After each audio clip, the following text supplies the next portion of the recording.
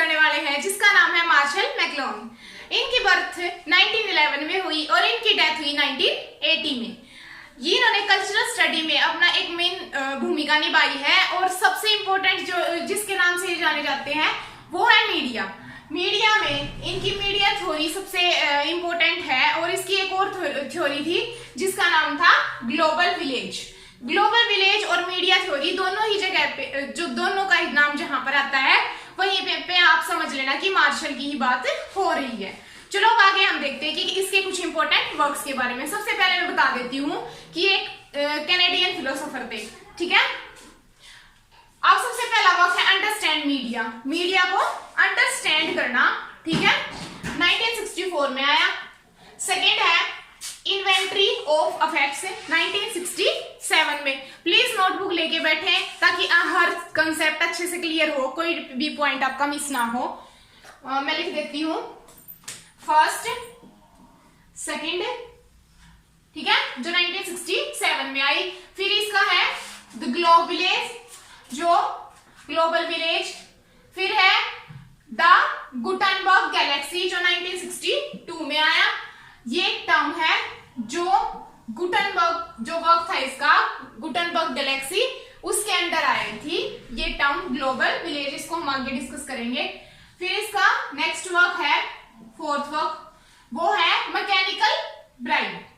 Mechanical bride में ये बहुत ही इंपॉर्टेंट इसका वर्क है। इसमें मॉडर्निज्म के ऊपर बताया हुआ कि टेक्नोलॉजी कैसे कैसे हम पे हावी हो रही है, कैसे कैसे जो नेक्स्ट जो मतलब ऐसे बताया हुआ कि नेक्स्ट जनरेशन में जो कि मतलब दूल्हा दुल्हन है वो भी क्या टेक्नोलॉजी के सिनेरियो से ही आएंगे, उस हिसाब से बताया हुआ है। ये इसमें ये स्टोरी है पॉपुलर कल्चर की कि जो कल्चर पॉपुलर होता है जैसे लव मैरिज हो गई या मतलब इस तरीके का कि कोई भी सिनेरियो जो क्रिएट होता है पॉपुलर कल्चर होता है उसी के हिसाब से सोसाइटी चलती है। अब इसकी थ्योरीज के ऊपर आ जाते हैं। ये थे इसके कुछ वर्क, अब इसकी थ्योरीज के ऊपर आ जाते हैं। थ्योरीज में सबसे पहली है the medium is a message या massage. The medium is massage. सबसे पहले तो मैं बता देती हूँ कि सबसे पहले ये टर्म क्वाइन करी थी मार्शल ने अपनी बुक अंडरस्टैंड मीडिया में, ठीक है।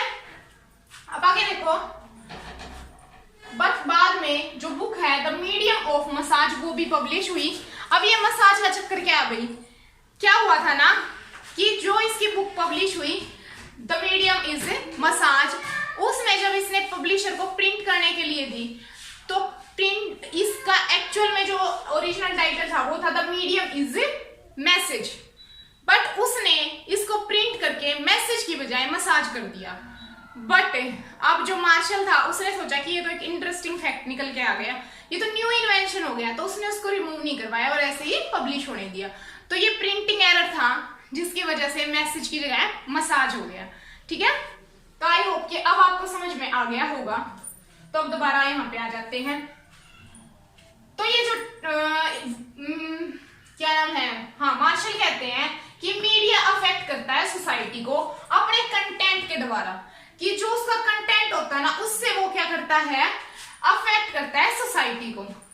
अब जैसे कैसे अफेक्ट करता है, मान लिया कि मीडिया है वो किसी न्यूज को बहुत ऊपर तक लेके जा रहा है, जैसे उसने कोई केस पकड़ लिया कि हाँ उस चीज के ऊपर मान लिया एसिड है, एसिड बैन करा जाए। अगर उस चीज को बैन करवाना था तो सबसे पहले मीडिया का सहारा लिया गया।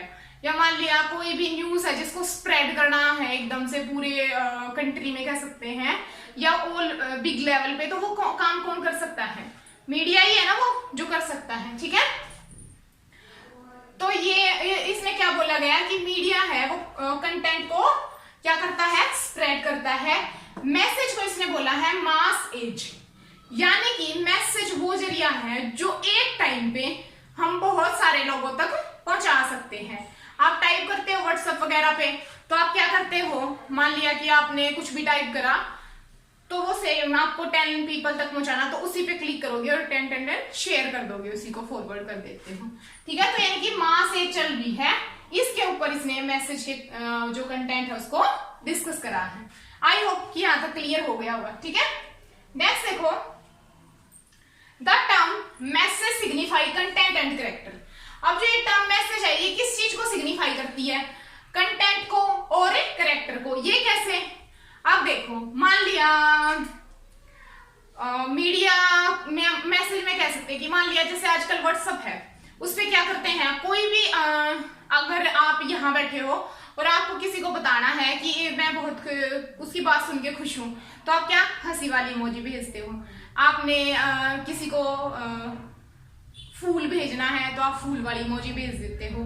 जो आपने भेजना होता वही भेज देते हो, ठीक है ना। फटाफट से क्लिक करते हो और भेज देते हो, और वो उस चीज को एक्सेप्ट भी कर लेते हैं, ठीक है।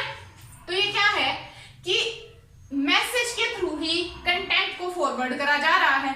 रियल में तो उसकी जरूरत ही नहीं पड़ रही, और जो करेक्टर है उसको पहुंचाया भी जा रहा है, ठीक है। तो ये जो टर्म है मैसेज सिग्निफाई करता है किस चीज को, कंटेंट को, और करेक्टर दोनों को ही वो शो करता है। अब कोई भी मैसेज है जो व्हाट्सएप पे लिख दो या इमोजी भेज दो, कितनी सारी इमोजीज आ गई हैं आजकल, तो वो छोटी छोटी वो ग्राफिक भी आ गई हैं शॉर्ट सी, तो उनके थ्रू ही क्या हो जाता है, आपका मैसेज नेक्स्ट पर्सन तक पहुंच जाता है। Okay, understand. वो कहता है कि जो कंटेंट है मीडियम का ब्लाइंड अस। अब जो कंटेंट है ना वो हमें ब्लाइंड कर देता है और कंट्रोल करता है और शेप करता है हमें। कैसे? अब देखो, मान लिया कि आप बहुत उदास हो, आपके किसी रिलेटिव का या जो थोड़ा आपसे ज्यादा कनेक्ट नहीं हो, उनका कोई मैसेज आ गया आपके व्हाट्सएप पे, तो आप क्या करोगे, वो कोई चुटकुला भेज देता है कि ऐसे ऐसे हुआ, और वो बहुत ही लाफिंग होता है। अगर आपका मूड खराब होता है तब भी आप उसके नीचे है ना 100% की एक स्माइली भेज ही दोगे, चाहे ज्यादा हंसी वाली ना भेज के नॉर्मल हंसी वाली भेजो, पर पक्का आप भेज दोगे, ठीक है। तो ये क्या है, कंट्रोल ही तो हुआ कि जो ना चाहते हुए भी हमने कर दिया। हो सकता है अगर वो बाय फेस मिलता या कभी हम उससे मिलते तो शायद वो रिएक्ट ना होता, बट कंट्रोल करा और हमें शेप दी कि हमें वो नहीं वो करना है। तो इस हिसाब से क्या करता है कि जो मीडिया है वो हमें ब्लाइंड कर देता है और कंट्रोल करता है। अब इसका दूसरा एग्जांपल कैसे है, मान लिया आप पढ़ रहे हो, ठीक है, और अभी मेरी वीडियो देख के ऊपर कोई मैसेज आया आपके लिए इंपॉर्टेंट, नेट का नोटिफिकेशन आ गया, मतलब कोई भी यहाँ पे वो हुआ, मतलब कुछ भी कोई भी चीज आ गई, तो आपने अगर उस पर क्लिक कर लिया, उसके नीचे और कुछ आ गया, तो हो सकता है कि आप एक घंटे तक उसी में निकाल दो और फिर आप देखो ओह 1 घंटा निकल गया। तो ये सब क्या है कि ये ब्लाइंड कर रहे हैं हमें, ठीक है, और अपने हिसाब से कंट्रोल कर रहे, शेप कर रहे हैं। सबसे अच्छा एग्जांपल है इस चीज का जो शॉर्ट वीडियोस हो रही हैं, वो जब देखते हैं स्क्रॉल करते जाते हैं तो पता ही नहीं लगता बंदे को कितना टाइम हो गया। मूवीज हो गई, अब 3 घंटे तक आप मूवी में थिएटर वगैरह में बैठते हो, तो क्या आप उसके बीच में उठ सकते हो? चलो मान लिया घर पे ही देख रहे हो तो ये सोचते हो चलो पूरी ही देख लेते हैं, पता नहीं क्या होगा लास्ट में, ऐसा ही होता है, ठीक है। तो वो टाइम को भी कंट्रोल कर लेती है 3 घंटे तक हमारी। फिर हम अपनी जो लाइफ है वो इमेजिन करते हैं मूवी की लाइफ से, हमारे इमोशन को भी कंट्रोल कर लिया है, ठीक है। इससे हम कह सकते हैं कि मीडिया हमें कंट्रोल कर रहा है और हमें ब्लाइंड कर दिया है। ये मानना किसका था? मार्शल का। He says, वो कहता है कि every content is always another medium, कि हर कंटेंट का कोई दूसरा मीडियम होता है जिससे कि वो एक्सप्लोर होता है। कैसे? मान लिया सबसे पहले मैंने क्या करा, सबसे पहले मान लिया आपने मेरे को सुना, मैंने बोला, आपने सुना और सुन के अपनी नोटबुक में उसको लिखा। तो सबसे पहले क्या करा आपने? स्पीच, फिर आपने वो कंटेंट था जो उसको लिखा, ठीक है, और फिर जब उसको लिखा कंटेंट को, तो फिर उस कंटेंट को प्रिंट करवा लिया, ठीक है। फिर क्या करा? प्रिंट है वो एक ऐसा कंटेंट है जो टेलीग्राफी बन गया। टेलीग्राफी मतलब कि जो मैन्युस्क्रिप्ट बन जाएगा, जिसको देख के हजारों लाखों लोग फिर लिखेंगे, फिर बोलेंगे, फिर लिखेंगे, मतलब कि वो एक आगे से आगे फॉरवर्ड होता रहेगा, ठीक है। तो आई होप कि ये सब आपको समझ आया होगा अच्छे से, ठीक है। अब हम सेकंड टर्म पे आ जाते हैं, दैट इज ग्लोबल विलेज। ये टर्म भी मीडिया से ही जुड़ी हुई है। कैसे? जो टर्म है इसका मीन्स होता है कि all parts of word come together, कि वर्ड के सारे पार्ट इकट्ठे हो जाते हैं, यानी कि वर्ड के हर पार्ट को इकट्ठा कर लिया जाता है टुगेदर बाय इंटरनेट, इंटरनेट के द्वारा। कैसे? इसका एक बहुत ही अच्छा एग्जांपल है, अभी जब कोरोना वायरस चला हुआ था तो क्या हुआ था ना कि जो अर्थ डे पे एक मतलब 192 जो कंट्रीज होती हैं उनकी एक मीटिंग होती है।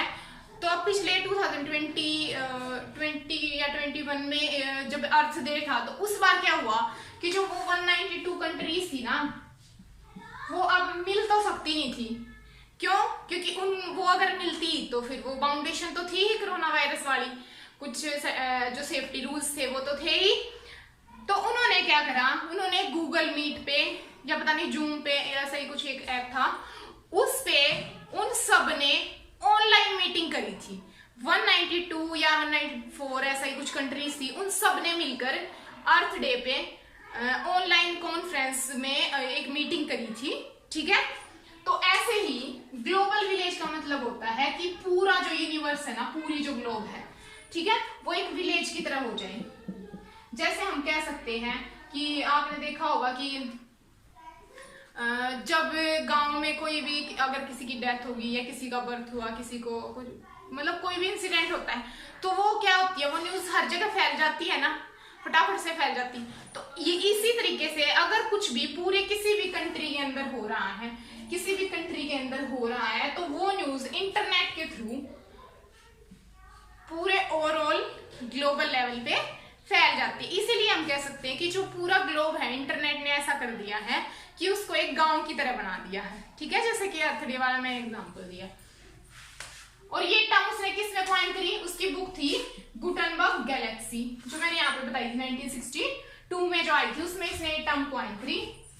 ये टर्म एक्सप्रेस करती है ग्लोबल को एग्जिस्टेंस को, कि जो पूरा जो वर्ल्ड है, यूनिवर्स है, उसका एग्जिस्टेंस आज के टाइम पे कैसा हो गया है। ठीक है, और ये इंडिकेट करती है डेली प्रोडक्शन को, कंज्यूम्पशन को, मीडिया के image content by the global audience. किस चीज को इंडिकेट कर रही है कि डेली लोग क्या क्या कर रहे हैं, क्या क्या प्रोड्यूस कर रहे हैं, क्या क्या कंज्यूम कर रहे हैं। कि मान लिया कि आज आपने एक बुक पढ़ी, या आज मैंने एक बुक पढ़ी, या मैंने आज मार्शल के ऊपर पढ़ा, और मैंने क्या करा, प्रोड्यूस करा। ठीक है, तो मैंने इसके ऊपर रिसर्च करी, प्रोड्यूस करा, मैंने देखा क्या क्या एस्पेक्ट है जो इसके ऊपर अभी तक नहीं हुए हैं, मैंने उन चीजों को डिस्कवर करा और फिर मैंने उनको कंज्यूम कर लिया। कहीं से वो प्रोड्यूस हुए थे, वो बुक आई थी, उस बुक को मैंने कंज्यूम कर लिया और फिर अब मैंने आप तक पहुंचा दिया, एक मीडिया तक पहुंचा दिया। तो जो इमेज और कंटेंट है ग्लोबल ऑडियंस, तो इसकी एक इमेज और जो इसका कंटेंट है वो ग्लोबल लेवल तक पहुंच गया। ये तो नहीं कि जो यूट्यूब पे जो वीडियो है ये आप तक ही रहेगी, हो सकता है किसी भी देश में चल जाए, ठीक है ना, तो कंपल्सरी तो नहीं कि ये एक ही इंडिया में ही रहेगी। तो इसलिए कहते हैं कि मतलब जो ग्लोबल ऑडियंस भी ग्लोबल होते हैं, जो हम प्रोड्यूस कर रहे हैं। मान लिया मैंने एक बुक लिखी, फिर किसी ने वो पढ़ी, कंज्यूम करी, ठीक है, तो उसकी जो इमेज और कंटेंट है वो ग्लोबल लेवल पे फैल जाए, उसको हम कहते हैं ग्लोबल विलेज। आई होप कि आपको मार्शल मैकलुहान के ये दोनों कंसेप्ट अच्छे से क्लियर हुए होंगे। फिर भी अगर कोई डाउट है तो कमेंट सेक्शन में बता दीजिएगा।